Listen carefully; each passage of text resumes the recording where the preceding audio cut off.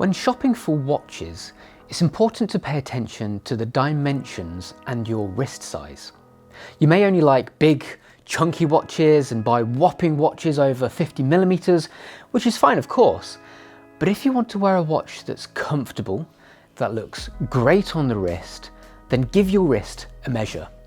Well, how do you do that? Simple. Get a tape measure and wrap it around your wrist.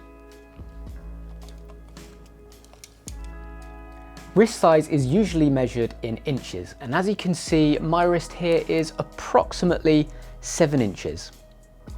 Here are my top tips regarding watch and wrist sizes.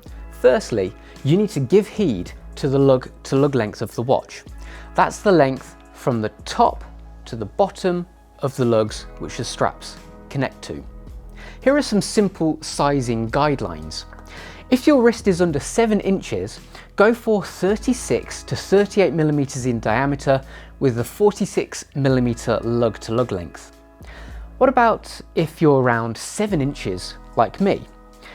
Well, in that case, you'd be looking at a 40 to 42mm diameter and a 48mm lug to lug length. That's the real sweet spot.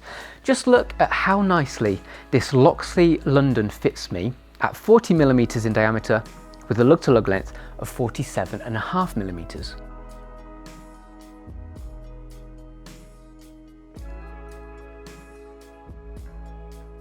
How about if your wrist is over 7.5 inches? Well, really you'd be looking at a watch over 44mm in diameter and a 50mm lug to lug length.